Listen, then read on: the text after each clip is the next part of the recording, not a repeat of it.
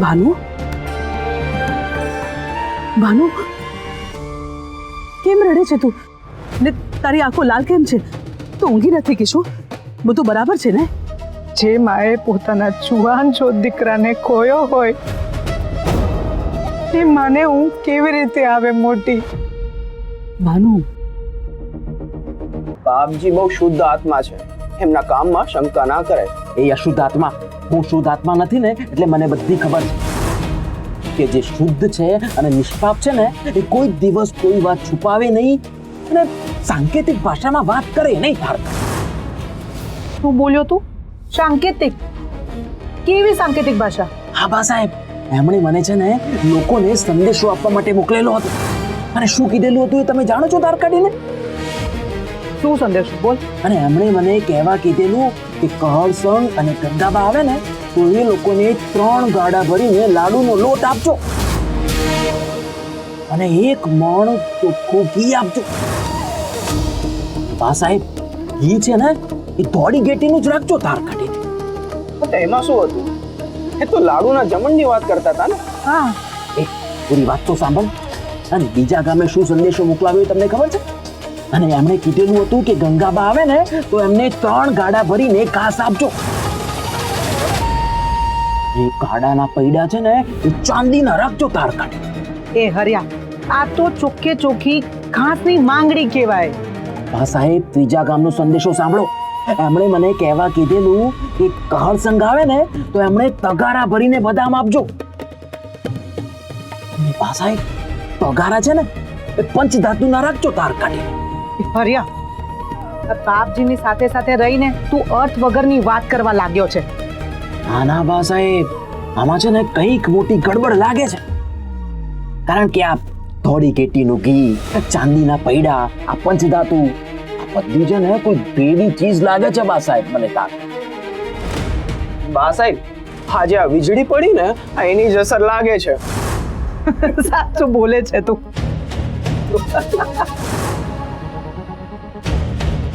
તમે બંને ભલે મારી મજાક ઉડાવો, પણ હું સત્ય શોધી જ નાખીશ. ધોળી ગેટીની વાત પૂછવામાં પેલો માણસ આટલો ગુસ્સે કેમ થયેલો?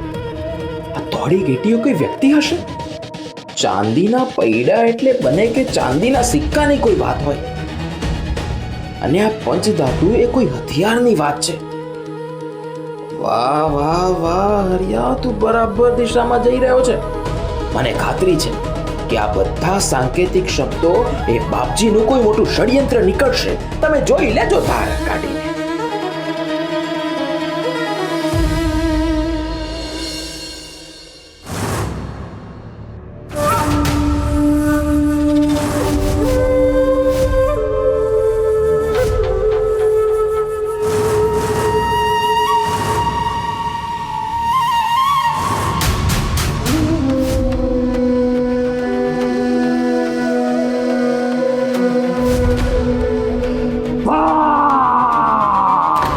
ના ના ના ના, આ વખતે હું તમારી વાત નહીં માનું. તમારું માનીને મેં ઘણા એવા કામ કર્યા છે જે મારે ના કરવા જોઈએ. નયનમ છિંદંતી શસ્ત્રાણી. એકની એક વાત કેટલી વાર શીખું તને? આજે ફરી મારી સાથે બોલ. આત્માને કોઈ શસ્ત્ર કાપી શકતું નથી, અગ્નિ બાળી શકતો નથી, પાણી ભીનું કરી શકતો નથી અને પવન સૂકવી શકતો નથી. તારે માત્ર એ નાશવંત શરીરનો નાશ કરવાનો છે. આત્મા તો અમર છે, જાણે છે ને? જાણું છું દેવ, જાણું છું. પણ તમે પાછા શું કામ આવ્યા છો? તમે કીધું એટલે પેલા આદિરાજને તમે જે કૃત્ય કરવાનું કહું એકવાર કરીને ભૂલી જવાનું. એ પણ ભૂલી ગયો. ક્ષમા ક્ષમા દેવ, ક્ષમા. હું ભૂલી ગયો, હું ભૂલી ગયો તો હું આપણા ઉદ્દેશ્યને જ ભૂલી ગયો છે. એટલે જ મારે આવવું પડ્યું છે, તને તારી ભ્રમણામાંથી જગાડવા માટે. ના દેવ, હું જાણું છું આપણું ઉદ્દેશ્ય. ડર એ જ ડરનું પહેલું પગલું. મૃત્યુનો ડર, યમરાજનો ડર, આવતા ભવનો ડર અને ભવો ભવનો ડર. તો ક્યાં છે ડર? હું લોકોની આંખોમાં ખુશી જોઈ રહ્યો છું. પેલી વસ્તુમાં એની પીડા લઈને તારી પાસે આવે અને તું એને દૂર કરે. પેલો હરિરામ તારા રહસ્યો જાણવાનો પ્રયત્ન કરે છે, છતાંય જીવતો છે.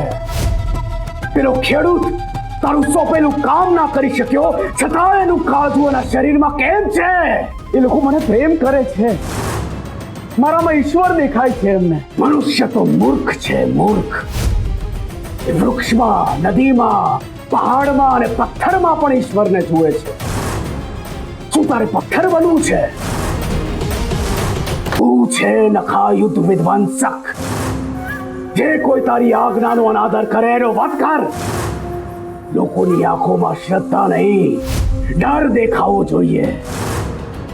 આશા નહીં, નિરાશા દેખાવી જોઈએ. ગમે તે દિશાએથી નખાયું તાવીને એમને ચીરી નાખશે. એ ડર લોકોને દિવસ રાત સુવા ના દેવો જોઈએ. પણ એ ડરથી લોકો મારી પાસે આવશે જ નહીં. આવશે, જીવનની ભીખ માંગતા આવશે. અને એ સમય એવો હશે, તું એમની પાસે જે માંગીશ એ તારે હાથ ધરી દેશે. કારણ કે એક ક્ષણનો પણ વિચાર અને કાળજુ શરીરની બહાર એ ડર તારે ઉભો કરવો પડશે. પણ હું એ લોકો પાસે અત્યારે શું માંગુ? દુકાળ પડ્યો છે, એ લોકો ભૂખે મરે છે. એ લોકો આજે નહીં ને કાલે મરશે, એ વાત નક્કી છે. પણ આ રાજનું દારૂ છે. કડવા ગોહિલ તારી ભક્તિમાં આંધળા બની તારા ચાકર બન્યા છે. દીકરો ને બહુ સત્તા છોડીને ધર્મ અને માનવ સેવા કરે છે. શું આ સોના જેવો સમય નથી તારી માટે? પણ એ લોકોએ બાપજીને બધું ચરણે ધરી જ દીધું છે. એ લોકો આપે ને તું લે, મને પસંદ નથી. તું છીનવી લે. એ લોકો રો રકડ કરે, ચીચિયારીઓ, આક્રંદ, પીડા અને ભયના ઉદ્ગારો એ ક્યાં છે? તારે રુધિરપાન કરવા મોકલ્યો હતો અને તું છાસમાં ખુશ છે? નથી શાંતિ મળે છે મને. પરમ શાંતિ આપી દઉં તને તત્કાળ. બેકાર શાંતિ, સ્મશાનની શાંતિ, કાળી રાત્રિ શાંતિ જોઈએ છે તારે? ના ના ના દેવદા, બોલો હું શું કરું? જે ભક્તિના માર્ગે ચાલતો હશે તારા માર્ગમાં અવરોધ બનશે. કારણ કે ભક્તિથી આશા જન્મે છે, શ્રદ્ધા જન્મે છે. એ તારી શક્તિઓ અને તારા ચમત્કારોથી નહીં અંજાય, મૃત્યુથી ડરવાનું બંધ કરશે. માટે આવા લોકોનો નાશ કર તરત. આ ભાગનખ કેમ આપ્યા છે તને? આવા ધાર્મિક લોકો સાથે આપણી સતત સ્પર્ધા હોય ત્યાં સત્તા વામણી બનતી જાય છે. કારણ કે આ લોકો એકલા ભક્તિ નહીં કરે. આ કહળ, આ ગંગા જેવા લોકો અનેકને પોતાના ધર્મમાં જોડશે. આ રામદાસ જેવા તારા પ્રભાવને ઓછો કરે છે. નાશ કર, વધ કર આ શ્રદ્ધાળુઓનો વધ કર અને ડરનું સામ્રાજ્ય ફેલાવ. એ જ છે આપણો ઉદ્દેશ્ય. બોલ! શ્રદ્ધાનો વધ, ધર્મનો વધ, આશાનો વધ, રામદાસનો વધ, ગંગાનો વધ, કહલનો વધ.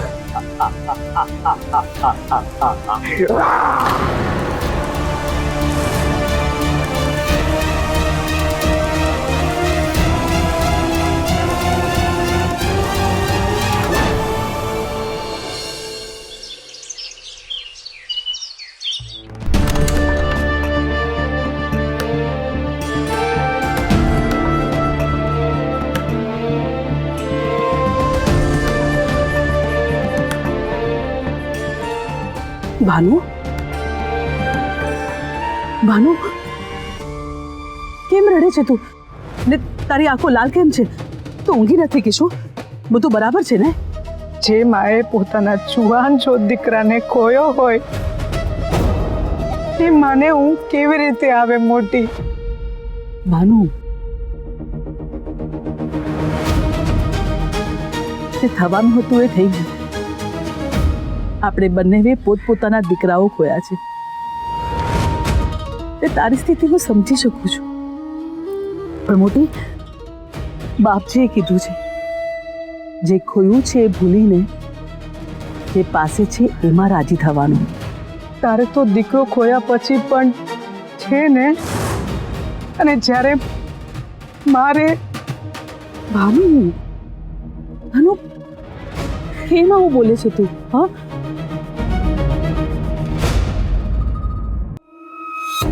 મોટી આખું જીવતર ઘોડો ખાલી હોય ને એ પોસાય, પણ જો ભરેલો ઘોડો ખાલી થઈ જાય ને એ દુઃખ બહુ મોટું લાગે. મારા લમને જે લખાયું હતું એ થયું. હવે મારો વંશ તો આગળ નહીં વધે મોટી, પણ શું? જો મોટી, હજુ પણ વખત છે. મારો વંશ તો નાશ પામ્યો. શું તું તારા વંશને આગળ જોવા નથી માંગતી? આવું શું કામ બોલે છે? અને આવા કપરા બેન સવાર સવારમાં કેમ બોલે છે? અને તારો વંશ નાશ થઈ ગયો છે એવું કેમ બોલે છે? કહળ પણ તો તારો દીકરો છે ને? હા મોટી, એ તો છે જ. એટલે જ તો હું તારા ઘરે આવી જાઉં છું. અને ગંગાને કહળમાં હું મારા દીકરાને વહુને જોઉં છું. પણ મને તારી ચિંતા થાય છે મોટી. મારી ચિંતા? ભાનુ કંઈક સમજાય એવું બોલ. મોટી, તને તો યાદ જ હશે તે કહળના લગ્ન શું કામ કરાવ્યા? કે તારા ઘરના આંગણે છોકરાઓ રમે એની કિલકારીઓ સંભળાય. પણ મને તો આ ગંગાઓના લક્ષણ જોઈને એવું લાગે છે કે તારો ઓટલો અલખનો ઓટલો બનતા વાર નહીં લાગે. આવું નહીં બોલ. બંને એકબીજાને કેટલો પ્રેમ કરે છે એ મેં જોયું છે. મોટી મોટી મોટી તું છે ને સાવ ભોળી છો. ગંગા માત્ર એની ભક્તિ, આવા ગરીબડાઓ અને જે પેલા ભિખારાઓ છે ને એની સેવાને જ પ્રેમ ગણે છે. અને મોટી, તને તો યાદ જ હશે ને, એ પોતાની ભક્તિને ન છોડવા ઘર છોડવા તૈયાર થઈ ગઈ હતી, પણ ભક્તિને નહીં.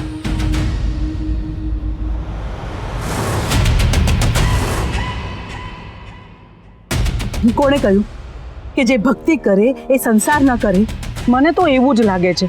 અને જો તને એવું ન લાગતું હોય ને તો તું અજમાવી જો. અને કઈ હજી મોડું નથી થયું. ત્યાં કેવું ન થાય કે છતે છોકરે મારી જેમ વંશ વગરની આ ઝાડના નીચે બેસીને જ પોતાના આંસુ સારતી હોય. ના ના, એવું નહીં થાય. તું જોજે ને, આ ઇન્દ્રોત્સવની પૂજામાં આખું ગામ ભગવાન પાસે વરસાદ માંગશે.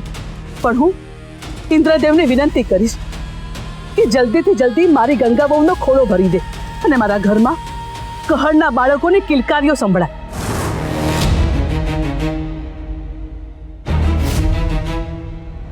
બાર સાંધો ને તેર તૂટે એવી જ સ્થિતિ છે કહળ અને ગંગાના જીવનની. એક તરફ બાપજી નામની આફત તો છે જ, અને એમાં આ બીજું મોટું વંટોળ આવવાની તૈયારી કરી રહ્યું છે. પણ જ્યાં જ્યાં સંકટ છે ત્યાં સંકટ મોચન છે. ઓમ સૂર્યાય નમઃ. ઓમ સૂર્યદેવાય નમઃ. ઓમ સૂર્યાય નમઃ. સૂર્યદેવાય નમઃ. બાપજી! શું થયું? મને આ સૂર્ય ઉપાસના કરવા દઈશ કે નહીં તું? બાપજી તમે બોલો કાંઈક છો ને કરો કાંઈક લક્ષો ધાર. કેમ આવું બોલે છે? એક બાજુ તમે ઇન્દ્ર મહોત્સવ કરીને વરસાદ લાવવાની વાત કરો છો, બીજી બાજુ ગામમાં પાણી ઓછું છે અને તમે આ સૂર્યની સામે પાણી વેડફી નાખો છો ધાર કાઢીને. તમે બાપજી મને કાંઈ સમજાતું નથી હા ધાર કાઢીને. હરિરામ એક મહાત્માનો એક સેવક હતો જે બહુ સવાલો કરતો તારી જેમ. બાપજી આ તો હું ખાલી જાણવા માટે જ. હા, એ પણ આમ જ જ્ઞાન પ્રાપ્તિનું બહાનું આપતો તારી જેમ. એને જ્ઞાન મળ્યું બાપજી? એક દિવસ મહાત્માને સેવક ઉપર એટલો ગુસ્સો આવ્યો કે મંત્ર ભણીને પાણી છાટ્યું અને સેવક ગધેડું બની ગયો તારી જેમ. પણ બાપજી હું ક્યાં ગધેડું છું ધાર કાઢીને? બસ મંત્ર ભણવું એટલી વાર છે. બોલ ભણવું? ના બાપજી આ તો હું તમને સમાચાર આપી રહ્યો હતો કે મેં છે ને કરસંગ બાપુ અને ગંગાબાને છે ને વહેલી સવારે ગામની બહાર જતા જોયા છે. ગંગાબા અને કરસંગ બાપુ છે ને 5 ગામ જવા નીકળી ગયા છે ધાર કાઢીને. હા, એ મારી જ આજ્ઞાથી ગયા. પણ બાપજી મારા મગજમાં છે ને સતત એક પ્રશ્ન થાય છે. સેવકનું કામ સેવા કરવાનું છે, સવાલ કરવાનું નહીં. સવાલ કરે સેવા ના કરી શકે હરિરામ. હા બાપજી બરાબર છે. બાપજી તમે અનાજ લાવવાનું મને કેમ ના કહ્યું ધાર કાઢીને? શાંત થઈ જા હરિયા. તારા બધાય પ્રશ્નોના જવાબ તને યોગ્ય સમયે મળી જશે. તળસંગ અને ગંગાબાને બાજુના ગામે પહોંચવા દે.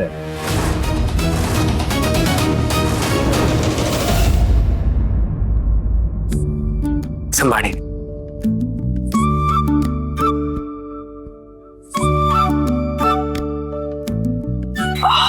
થાકી ગયા? મને લાગ્યું તમે થાકી ગયા છો.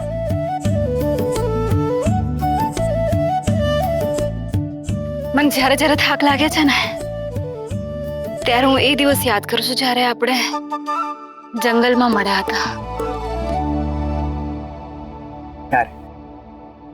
જ્યારે તમે મને જંગલમાં દજાડી દીધો હતો એ કે પછી તમે ઝાડમાં ફસાઈ ગયા હતા એ? જ્યારે મને ઘણું કારેલું કીધેલું એ દિવસ.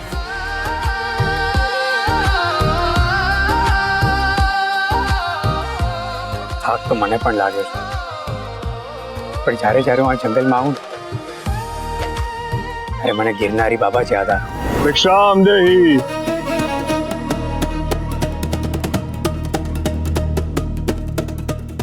પ્રણામ મહાત્મા. તમે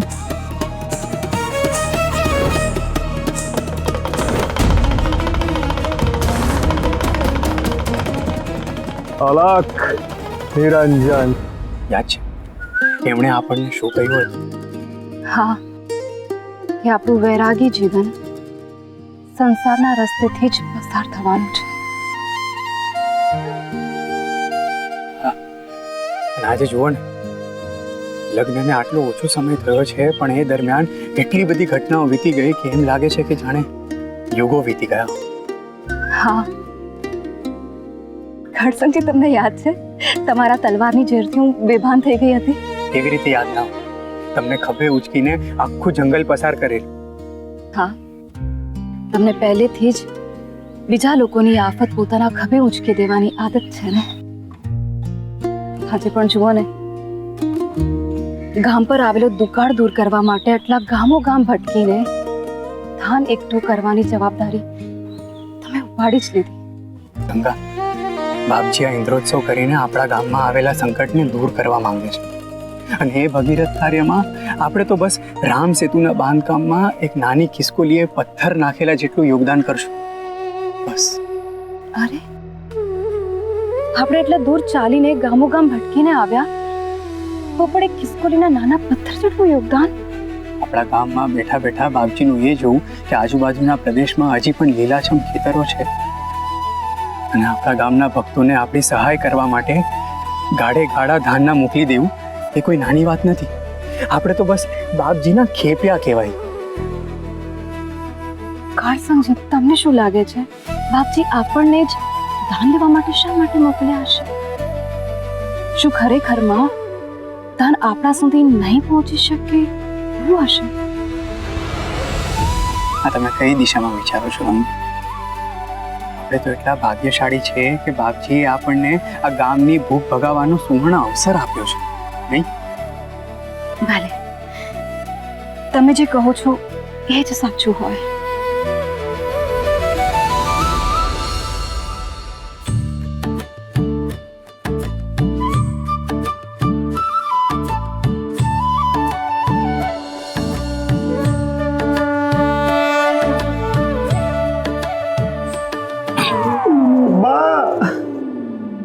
ગોરધન, આ બધું શું ચાલી રહ્યું છે? આને ભગવાનની પૂજા કહેવાય દાદા. એ તો મને ખબર છે ડોર ડાયા.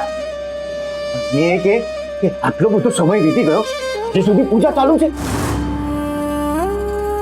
અને શું આટલી પૂજા કરવાથી ભગવાન ઘરમાં આવી જાય? ગોરધન, કહી દે એમને કે મારા ભગવાન વિશે કઈ એલફેલ ના બોલે, નહીં તો સારું નહીં થાય. ગોરધન, એમને કહી દે મહેમાન પણ ભગવાન જ હોય. ગોરધન, કહી દે એમને કે એવા મહેમાન ભગવાન હોય જેમને આપણે આમંત્રિત કર્યા હોય. પણ ઘરમાં ધામા નાખીને બેઠા હોય અને બધા એને હેરાન કરે એને ભગવાન ના કહેવાય. ગોરધન એમને કે મેં ના પાડી હતી, છતાં એમના દીકરા બહુ મને ઉચકીને આ ઘરમાં લઈ આવ્યા. હવે આ દેવ પૂજા બંધ કરો અને પેટ પૂજા ચાલુ કરો, મને ભૂખ લાગી છે. ગોરધન કહી દે એમને કે જે એમને ઉચકીને ઘરમાં લઈ આવ્યા હોય ને એમની પાસે જ ભોજન માંગે. મારી પૂજા હજુ બાકી છે. હજુ કેટલી પૂજા અને આ બધી પૂજા હજી શું કામ? ગોરધન કહી દે એમને કે આ બધી પૂજા મારા છોકરાઓની ક્ષેમ કુશળ માટે કરું છું. ક્યાં ક્યાં ફરતા હશે મારા છોકરાઓ?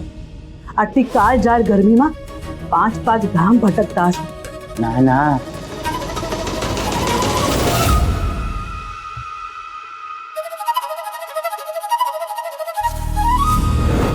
એ લોકો તો ઝાડના છાયાની નીચે બેઠા છે. ભૂખ્યા તરસ્યા રખડતા હશે મારા છોકરાઓ અને આમને ભૂખ લાગી છે.